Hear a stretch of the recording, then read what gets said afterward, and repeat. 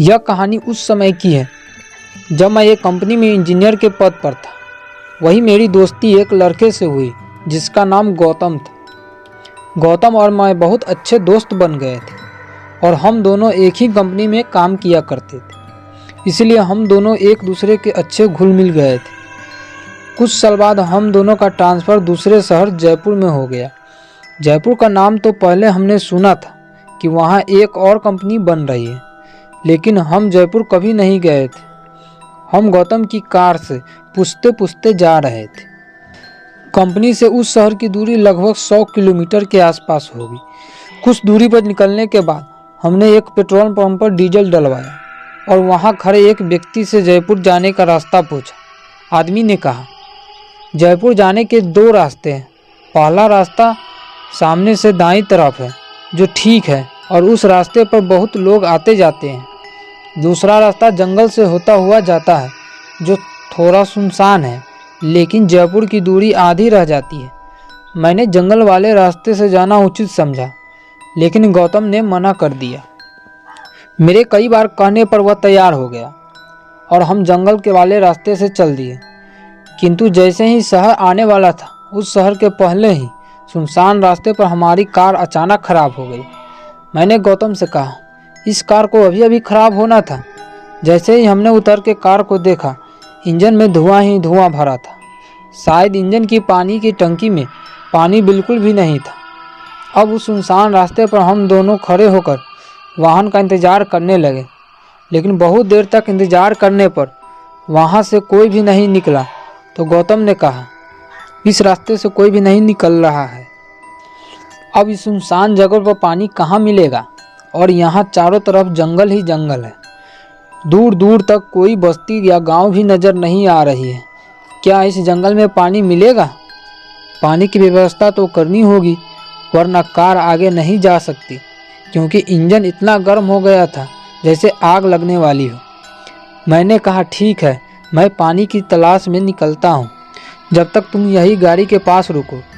मैं पानी की तलाश में एक बोतल लेकर जंगल की तरफ निकल गया और पानी की तलाश में भटकता रहा, लेकिन जंगल में पानी का कहीं नामो निशान भी नहीं था। पानी की खोज में चलते चलते मैं जंगल के बहुत अंदर चला गया। तभी मुझे सामने एक सड़क दिखाई दी और सड़क के उस पार एक होटल दिखाई दिया। अब मुझे विश्वास हो गया था कि मुझे यहाँ पर पानी मिल जाएगा, और मैं सड़क पार करने लगा कि अचानक बादल छा गए, हवाएं चलने लगी और मूसलाधार बारिश शुरू हो गई और मैं भीगने लगा। बारिश से बचने के लिए मैं एक बड़े पेड़ के नीचे छुप गया, लेकिन बारिश इतनी तेज थी कि मैंने होटल में ही आश्रय लेना उचित समझा। फिर भी मैं काफ़ी भीग चुका था। मैं दौड़कर होटल की तरफ भागा और अंदर घुसने के चक्कर में गेटमैन से टकरा गया और गेटमैन मुझे घूरने लगा और बोला, अरे अरे, कहाँ घुसे चले जा रहे हो? कहाँ से आए हो? भाई, क्या काम है, मुझे बताओ। मैंने कहा, मैं जंगल के उस पार जो सड़क है वहीं से आया हूँ। हमें पानी चाहिए क्योंकि हमारी कार खराब हो गई है। गेटमैन मुझसे कहा, तुम ठीक स्थान पर आए हो। अंदर जाओ और कपड़े चेंज कर लो और स्टोर रूम में पहुँचना। जो कोई भी मिले उससे कहना कि गेटमैन रतन सिंह ने तुम्हें भेजा है। मैं होटल के अंदर प्रवेश कर गया। होटल में बहुत से लोग खाना खा रहे थे, तो कुछ बैठकर आपस में बातें कर रहे थे। मैंने स्टोर रूम की तरफ चल दिया। तभी एक वेटर ने आवाज़ लगाई, भाई, किससे मिलना है? स्टोर रूम में कोई नहीं है।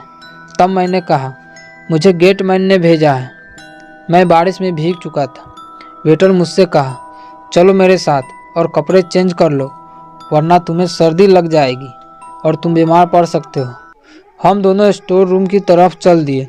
तभी पीछे से किसी ने आवाज़ दी, जरा रुको, कहाँ जा रहे हो? वह व्यक्ति सूट बूट में था और वह मेरे पास आया और बोला, मेरा नाम पन्ना है, मैं यहाँ का मैनेजर हूँ, मेरे साथ चलो। और वेटर को कस्टमर संभालने को कहा और मुझे स्टोर रूम में कपड़े चेंज करने को कहा, तथा तुम्हें भूख भी लगी होगी और थक भी चुके हो, तब तक बारिश भी कम हो जाएगी, इसके बाद चले जाना। इतना कहने पर मैं हाँ में सिर हिला दिया। मैं बाथरूम में कपड़े पहनने लगा। मैंने जैसे ही बाथरूम में लगे शीशे में देखा तो हक्का बक्का रह गया। शीशे में मेरे केवल कपड़े ही दिख रहे थे, मेरे हाथ पैर कुछ भी दिखाई नहीं दे रहे थे और मैं नीचे गिर गया। अचानक मेरी नज़र बाथरूम के छत पर पड़ी और मैं दंग रह गया। छत पर खून के छींटे थे। मैं तुरंत बाथरूम से बाहर निकला और जाने लगा। मुझे हड़बड़ाकर बाहर निकलते देख मैनेजर हंस के बोला, क्या हुआ, कहाँ जा रहे हो? अरे मैं तुम्हारा नाम ही पूछना भूल गया। बाहर कहाँ जा रहे हो? अभी तेज़ बारिश हो रही है। अचानक क्या हो गया तुम्हें? मैंने कहा, आपके बाथरूम का शीशा बड़ा अजीब है।